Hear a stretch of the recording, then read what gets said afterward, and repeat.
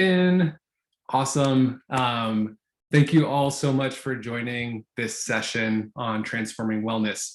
You'll recognize a couple of familiar faces from our first demo session with the Innovators. In case you're coming in late, I'm David Ball. I'm the director of the Headstream program. We're really going to dive into three of the innovations in the Headstream Accelerator here and take a wide approach to understanding how we can meet young people where they are when it comes to their well-being care. And I think this is a really exciting session because there's three really distinct ways that we're approaching that challenge, and three ways that we're engaging with different types of consumers, whether it's the caring adults or the practitioners or the enterprises or the organizations or the individuals themselves.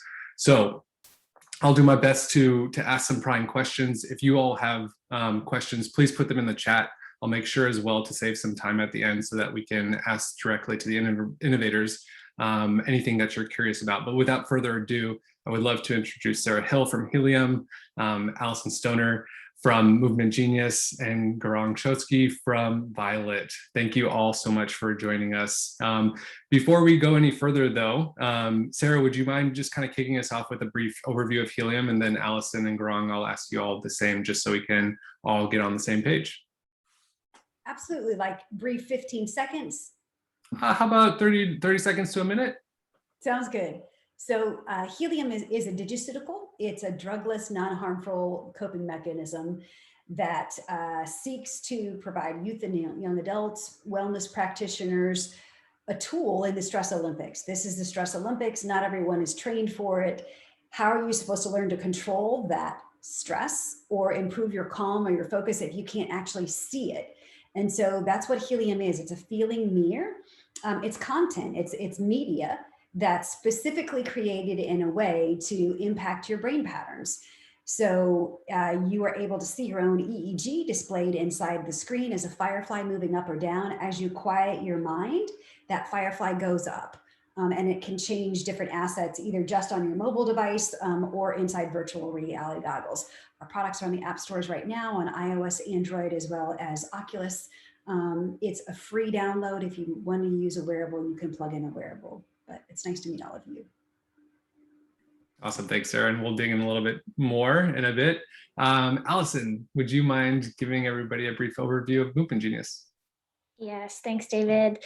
Big fans of Sarah and Garang, by the way, so excited to be on the panel with you. I'm Allison, co-founder of Movement Genius. We use movement to help youth improve their mental and emotional well-being. So we work alongside licensed somatic psychotherapists and different experts across movement traditions to create live and on-demand class experiences that help youth reduce stress, improve mood, better their sleep, and feel confident in exactly who they are.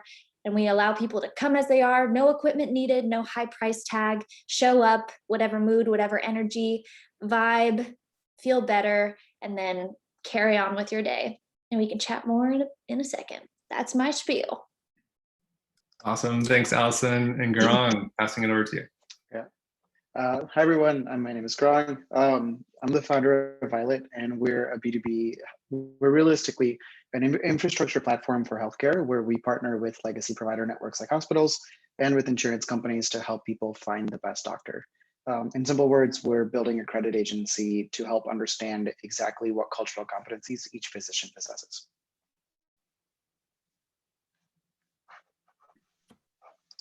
Great. Thank you all three. So I think most of the folks in this room, I see some familiar faces, are fairly familiar with Headstream, right? And our mission is really to provide digital solutions that meet not just the mass communities of young people, but meet specific groups of young people.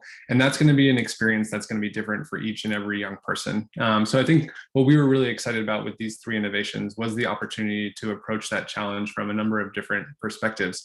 So I want to dig in a little bit more to kind of the genesis behind all three of your approaches, right? Three very distinct, Sarah, you're a very high-tech AR, VR approach. Allison, you're more kind of reconnection with the body and movement. And then Garang, a different approach from those altogether of going directly to providing culturally competent care. So maybe Allison, we'll start with you and the physical kind of component of this. And curious where was the inspiration for this, and why bring the body into wellness to expand the experiences of movement beyond kind of traditional fitness approaches to well-being? That's a great question. So typically we look at the body as a project to complete or an object to fix. If we're pulling from the diet and fitness industries, it can be very performative, as opposed to understanding that the body is a center point of who we are and a source of its own intelligence. Similarly, I'll actually answer your question with another question. What is the first language that you spoke? It was your body language. And so many of your ideas around attachment and safety and making sense of your environment occurred at pre or nonverbal stages of development, and now dictate how you unconsciously and consciously operate throughout the day. Your emotions, your relationship patterns, your stress and anxiety, it's all stored into your body memory. So if the body and movement are key holders of information that aren't accessed through talking or writing it out, what are we missing if we only utilize tools and services that are not integrating mind-body connection? So it allows for a more comprehensive healing and transformation experience. And it also shifts the way we view our body in everyday interactions. And honestly, this is reaching all the people who don't feel comfortable going to the gym, don't feel safe trying to be super athletic or do yoga. This is non-athletic movement. Everyone with a body deserves to feel safe and comfortable. So that's what we're about. I feel like that the slide that you presented earlier today was a perfect representation of people being able to see themselves in the different leaders who are providing that movement, that support as well. So love to see that. Greg, tell us about, when I remember seeing in one of your slides as well, that the US is on a trajectory for over 50% of the population to be minorities, right? And the care or the representation that they see, and when they go out and seek for well-being care, is often not somebody that looks like them or has a similar identity to them. And so would love to hear where your work at Violet came from, and the importance of that work. Yeah, great question. I spent 4 years working at Oscar Health, building up an insurance company, and Oscar predominantly sells through the Obamacare markets or the marketplace. And a lot of times, being a tech-first company, people would assume Oscar's customer persona would be like a millennial, but it wasn't. In fact, Oscar's customer base is predominantly non-English speakers that are based in Texas or some other key markets where a median income, a household income of about 40,000. And one of our big learnings from Oscar was really the providers that people have access to and the health insurance products they have access to are not in parity. And a lot of times, just because of the way our healthcare system works, it's really people that have generous benefits through their corporation or their employer, they end up having culturally competent care or even access to a lot of these up and coming venture-backed companies. And it's the other 1 out of 2 Americans that are on Medicaid, Medicare, ACA plans, or frankly, uninsured or underinsured. They're the ones that get left behind. And so our mission is really to make sure that everybody can access the healthcare that we really deserve, where a doctor can actually help us learn more about our healthcare journey, not necessarily us having to resort to Google or holding back questions that we want to ask. And maybe just a quick follow-up on that one, Gaurang. What's the impact that you've seen on the practitioners, particularly when they get a chance to work with the types of young people or folks that have a similar identity or have similar lived experiences? Yeah, great question. And that's something that we're really excited to work with our pilot with Northwell, the largest system in New York. That's really a lot of what our focus is around, which is how do we make sure that the providers have trust in what we're doing? Ultimately, my team and I are pretty honest with who we are. We know we're a startup that's attempting to benchmark clinicians, and we don't go in acting like experts.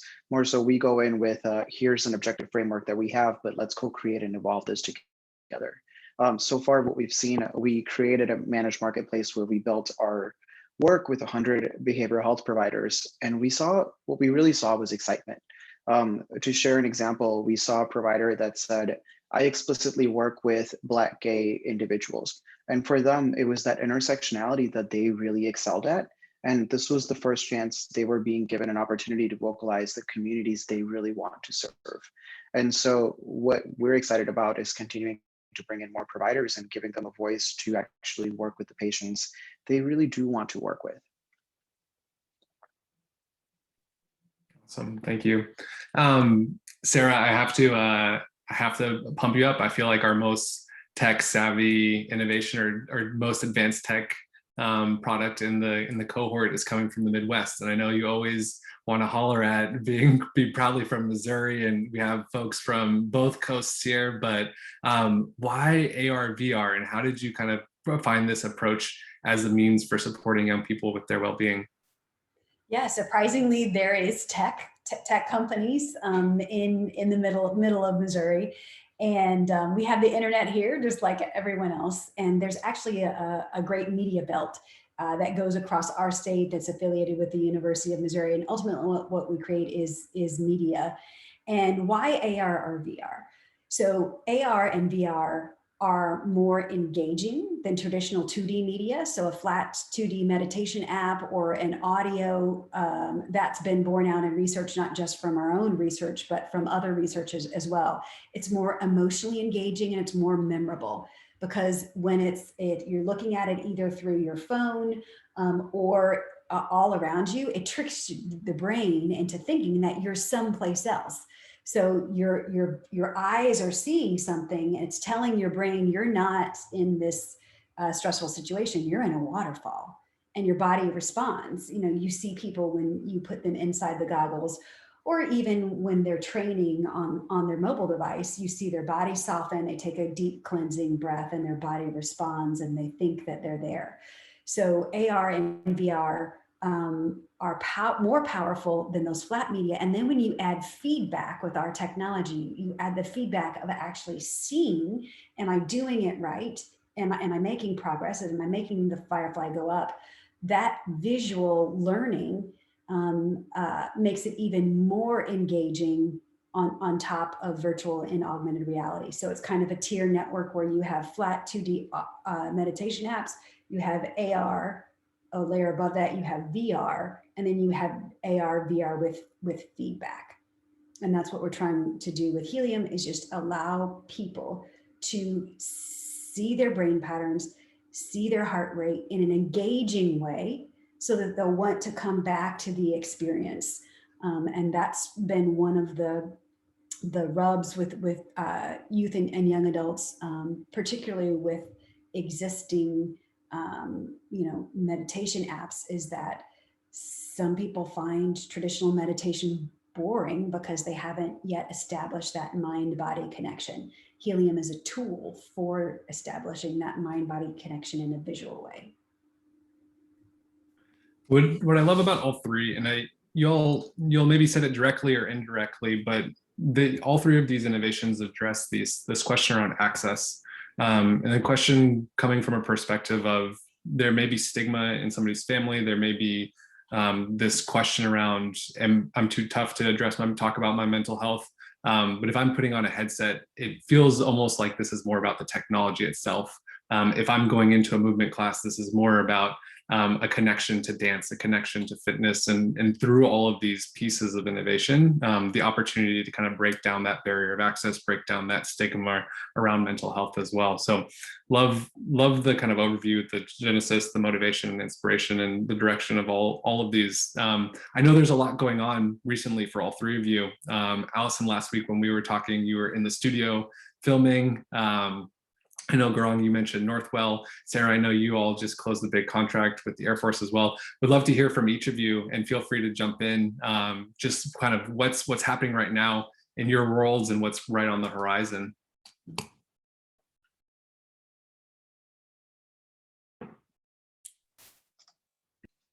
I can jump in with a few bullet points. On our end, David, you're spot on. It's been a busy few months. With the Northwell relationship, our pilot is officially starting in June, and it's the first time we're truly engaging physicians outside of behavioral health and testing out the objective evaluation framework itself. So there's a lot of product work going on for us internally, and really just working with them around what is the proper communication cadence, et cetera, from a pilot deployment perspective. And then on the other side, we are in the midst of raising our seed round for about $2.5 million. So it's been a lot of investor conversations, and I'm happy to share we're in late stages with a few specific firms. So really excited to close out the fundraise and get back to work on the Northwell piece.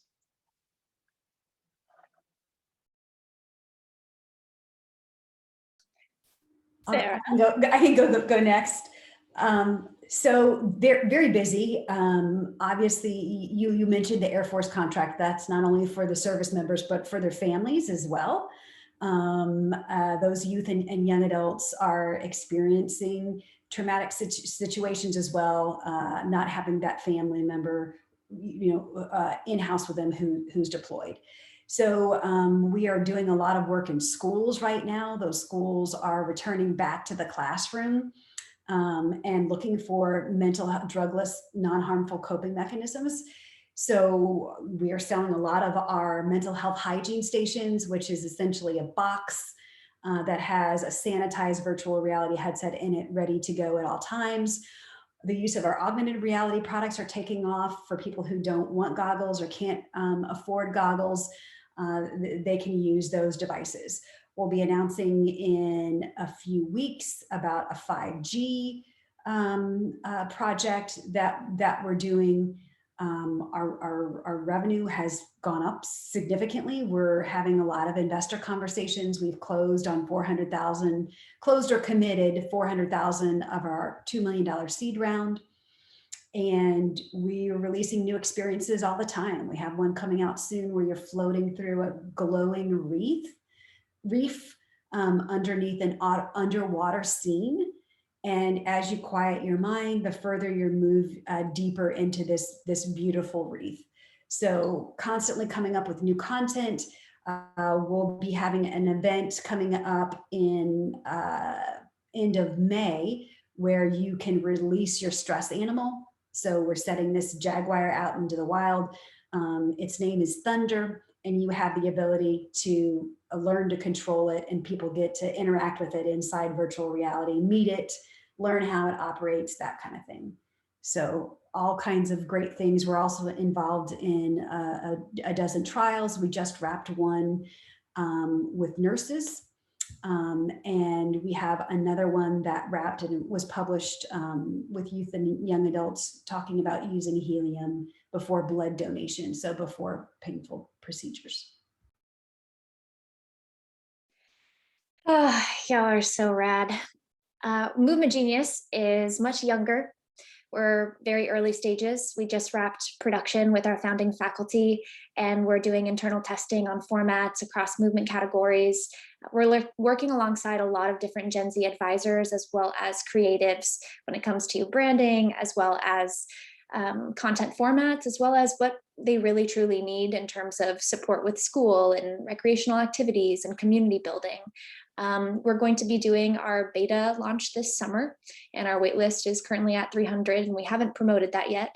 And we also have a supportive ebook that'll be releasing. It's specifically on reconnecting the mind and body for queer people who face very unique experiences in terms of discrimination and trauma and different challenges emotionally, mentally, physically. So very excited, and the feedback truly has been incredible so far, very positive, transformative experiences. So we're really looking forward to continuing to provide that kind of safe space for people. Awesome. Thank you all for sharing. And congratulations on all of that rapid progress. It sounds like you all are incredibly busy right now, but busy in a really nice way. I'm gonna ask one more question, and I'd love to open it up to questions from the audience. So if there is anything, you're feel free to jump in after this next question, or feel free to put it in the chat as well. But a quick one for all three of you. What are ways that the Headstream community can support your work as you continue to accelerate and grow your 3 innovations? We would love for you to share your influence with us. If you have a network of youth and young adults, or you're connected to practitioners who are connected to youth and young adults, particularly Black, Indigenous, LGBTQIA+, we want to be connected to them. These are the groups that we're trying to reach. You have a platform, you have access. So help us, we have something that can help them. So, help us get that access, that first and foremost. Looking for not only sales channel partners, but investment partners, research partners. and people who will actually download our app. It's free on iOS and Android and Oculus. Download it, give us a review. When you review each and every one of our products, that helps us in discovery, for search, for SEO. It boosts our prominence in the app stores. So you all have social capital as well that you can use. On Twitter, just search Helium on Twitter, LinkedIn, Facebook, Instagram. We're in all of those places, and we would really welcome the connections and you sharing your influence. So thank you.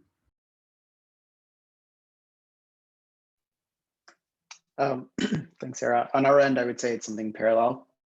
We would love introductions to provider and payer networks. So insurance companies or hospitals that are really interested in personalizing some of the care they're dispensing.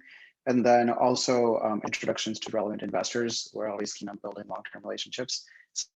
So if you have healthcare specific investors or social impact investors interested in learning more, we would love to keep the conversation going. And for Movement Genius, we are currently looking for investment partners. We want to raise $650,000 this year.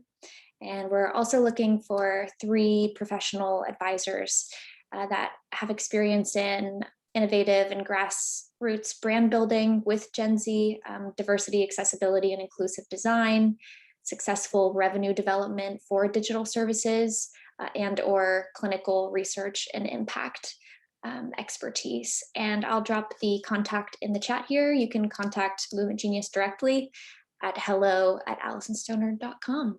And we look forward to connecting. Thanks. Thanks, y'all. Yeah, I encourage Sarah and Garang for you all to drop your contact information in here as well. You can also use the Attendify platform to message directly to these 3 innovators and to read a little bit more about their work. At this time, I would love to open it up to any questions. Does anybody in the audience have a question for this amazing group?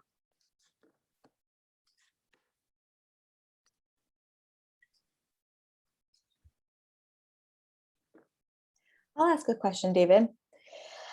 This is, I guess, a bit for Sarah and Allison, but really for everyone. We know a lot from the neuroscience that there are certain practices, behavioral practices that are more trauma-informed versus others that are not as appropriate. So I'm just wondering if you could speak to, especially Allison, I'm thinking of your program and the schematics of how it addresses trauma-informed care. Oh, perfect. I'm still on. Thought I was muted. Yes, that's a great question. So while we don't advertise ourselves as being trauma informed, we do work with experts in how we design the curriculum and in phraseology in terms of always making sure someone knows that they can honor their own body and limits, that they are making the choice out of their own personal agency, and looking at tactics to empower, looking at tools that can help with centering and regrounding and helping people notice if something has become unmanageable. Furthermore, we actually list Violet as one of the resources if people feel that they need further support, because we know that with on-demand classes, we're not going to push and prod to certain levels as opposed to live classes with experts, when you can create more of a kinetic container and allow people to explore and experiment and still have a way to reground and regulate. So we're really, really careful about what we offer in terms of on-demand. And then we also provide the resources to make sure that people know they can go somewhere else to get further support. And similar situation here as what Allison said, we don't advertise our products as being for survivors of trauma. However, there are individuals experiencing anxiety who use Helium as a self-awareness tool. So we work with therapists and counseling psychologists on those scripts who read all of the guided meditations, ensure that we're not only using the appropriate language, and sometimes we aren't when it gets it in their hands. They quite frequently say, well, you need to phrase it this way. And not only with the scripts and the verbiage that we use, but also the visuals as well. So those are just some of the ways that we have an extra layer of information, even though our products aren't necessarily marketed toward that particular demographic. We do know that people who struggle with anxiety are sometimes they've experienced trauma.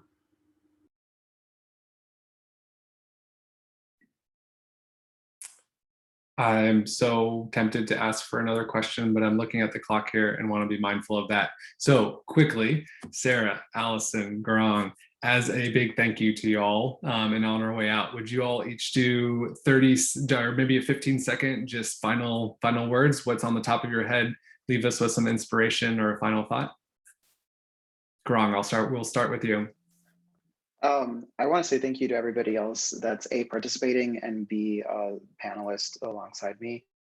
It's been really fun seeing everybody kind of build their products and contribute all they can to help make healthcare better and wellness more accessible. And so just keep doing what you're doing to everyone else. I'll chime in and say, I agree. I'm in full alignment with you on that. And I see our innovations as collaborative, not competitive. I see every one of us tackling a different facet and trying to provide the safe spaces and comprehensive solutions. So I'm eager to be able to constantly show people and direct people to the other innovations, because this is a teamwork makes the dream work situation from my perspective. Thanks. Absolutely. Just like to echo what Allison and Garang said, just like a medicine cabinet, these are digital drugs, obviously not a replacement for psychotropic medication or professional counseling, which we all know is one of the best things that you can do for yourself. But you don't just have one medicine in your medicine cabinet. These are tools that are complementary, adjunctive to traditional therapies. And I've enjoyed not only getting to know the other people in the cohort, but the mentors. We had great mentors who shared their time, their influence, and their thoughts with us. And some of them are in the screen now. I see Daniel Romo there, and Joy was in here earlier. So, what was powerful for us was to get that feedback from the youth who are actually using it in the way that we envision it to be used. And that was really powerful. And so to all of the youth who are in this call, thank you for giving your time. All of you are doing important work. And we were really honored to be a part of this program. It helped us move the needle and educated us a lot. So thank you. Awesome. Well, thank you all so much. Oop.